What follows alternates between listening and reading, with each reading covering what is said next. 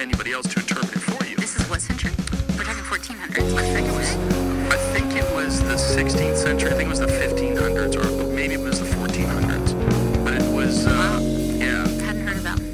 It's pretty interesting because they tried to kill that motherfucker. I don't doubt it. I thought they got it done. I mean, is anybody? I don't know.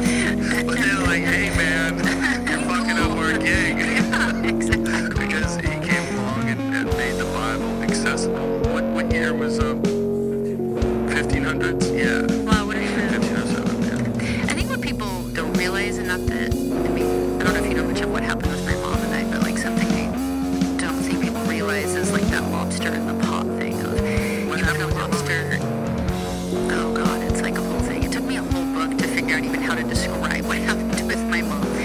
But to give you like a starting point, so my mom left when I was 8, my dad took over raising us, and we lived down in Homestead in Alaska. I found out about that through watching that show. It's my dad. I know, that's crazy. Alaska, the last frontier. When I watched that show, I was like, wow, these people are cool. And then someone goes, that's where Jewel came from. I was like, shut the fuck up. No way. And then I looked at everybody there. I'm like, oh my god, they look like her. It's true. The big nose, the cheekbones. They have laser teeth. What are you gonna do? It's funny. On that show, my little brother texted me. He's like, I'm about to sign a TV contract, and he doesn't have a TV, so I thought he was like at an electronics store trying to buy a TV, and that they were making him sign a contract or something. And I was like, why are you signing a contract to buy a television? He's like, no, like a reality TV show contract. And I was like, don't sign it. Like, who are you talking to? What do you mean? I was trying to get the details through this text. And he's like, I don't really know who's doing it. It might be Discovery. I'm like, Discovery Network? Like, you're about to sign a contract. I was like, please have them call me. Nobody calls me. I'm like, trying to figure out what's going on. So I had CAA call Discovery and just say, hey, if you're looking at the Kilcher family, we represent them. And then Discovery calls the producers. I'm like, how do a bunch of hillbillies in Alaska have CAA calling us, like, in 2 hours? They had no idea it was my family. Like, completely just discovered them on their own. Wow. Yeah, pretty funny. It's a great show. Yeah. I enjoyed it. I love the idea of living like that. When I first got discovered, the press had no idea. They were like, Joel grew up on a hippie commune. I was like, I did not grow up on a hippie commune. Like, that's not what a homestead is. Or Joel was raised on a ranch. And I'm like, that's closer, but it's not what a homestead is. But they just couldn't understand and would, of course, really make fun of, like, I was raised in an outhouse and I grew up only eating what we killed or canned or harvested. But it was such a foreign thing that it's been nice having the show out. Homestead.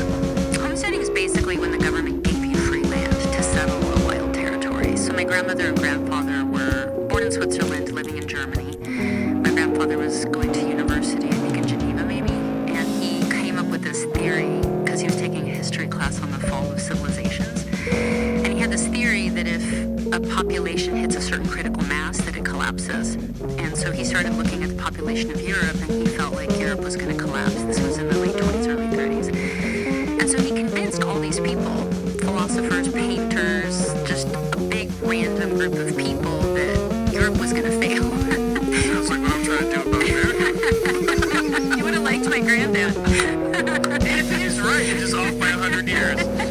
No, I think he was right because the World War II happened. Yeah, right. Anyway, he was sent ahead to us as a scout to go to Alaska because they were giving away free land. It was still a territory. It wasn't a state yet. It took him 2 years. It's like a crazy story, hiking over hardened glacial ice field with a ladder on his back, and you lay the ladder across crevices in the ice and then walk across the ladder. I have like footage of him on a raft of logs he made himself, standing up paddling with huge chunks of icebergs all around, like gnarly shit. Like my granddad was really gnarly. It was insane. I love doing that.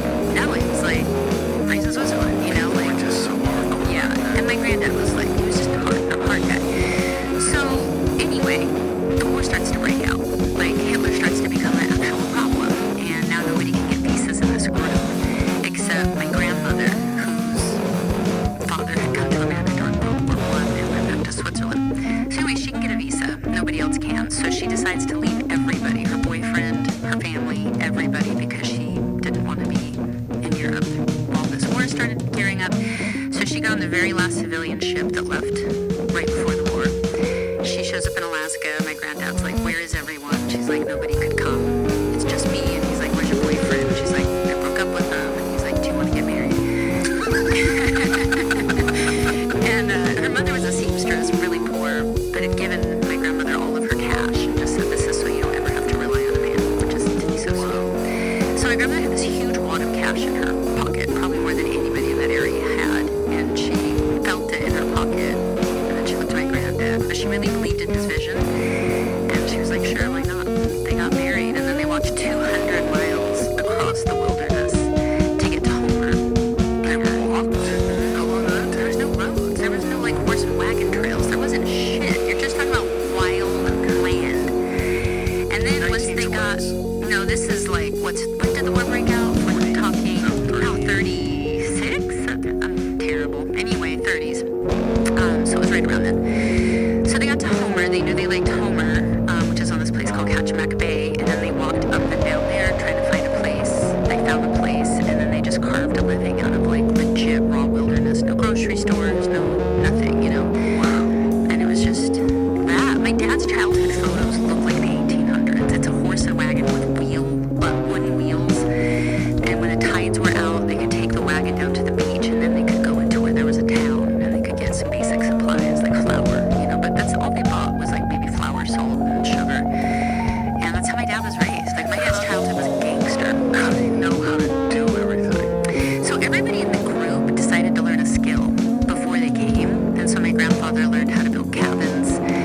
You know, other people were supposed to learn different things, but nobody came. And so they just figured it out. Nobody came. No, it was just my granddad and my grandma. So all the plans that all these other people had, They couldn't come because of the war. Nobody could get visas. Wow. It was Dunsville. So it was just my granddad and my grandmother, and they had 8 kids in the wilderness. Wow. Yeah. I mean, you need some workforce, you know? I know, but then those kids, it's like, how do they find people?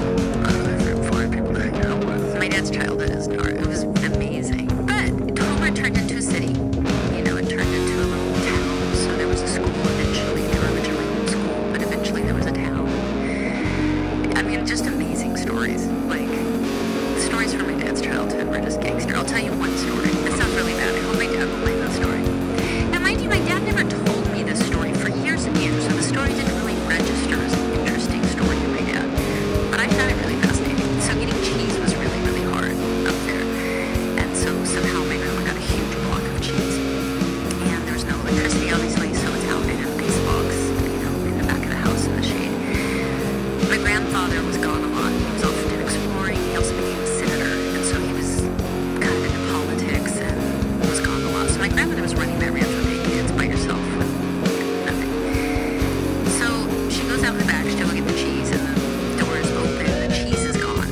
And she looks on the ground, and there's a cat that's very fat at this point with little crumbs of cheese everywhere. And so my grandmother takes the cat, chops its head off, cuts it open, grabs the cheese out, cooks the cat, and serves it with the cheese sauce.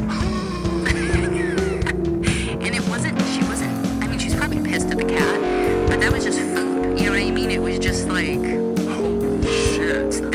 yeah, it was a gangster childhood. Shit. She ate the cat with cheese sauce. The kids did. Everybody did. Like, it was just, there wasn't a lot of food out there. You know, they'd have one chicken for 10 people. Like, it's just, Wow. people don't realize what it's like to really live off the land. Like, you don't waste a thing. You know what I mean? You just don't. Like, we butchered cattle. Like, we had a few cattle. We only hunted. Like, we only had what we raised and vegetables and stuff. But we ate everything, you know. Gathered the blood. We made blood sausage. We ate everything. It's just how it was. Well, that's what you do when you need to actually make use of a full resource because it's finite. Yeah. We're accustomed to just being able to go to a store, and people are so disconnected from the idea where food comes from. It's one of the things that happened during the pandemic when things started getting weird and food started missing from shelves. Like I had a buddy of mine who sent me a photo of his, he was in North Carolina at the time, he sent me a photo of his store, and then there was nothing on the shelf in the meat section. And he just sends me a text, dude, I gotta learn how to hunt. Yeah.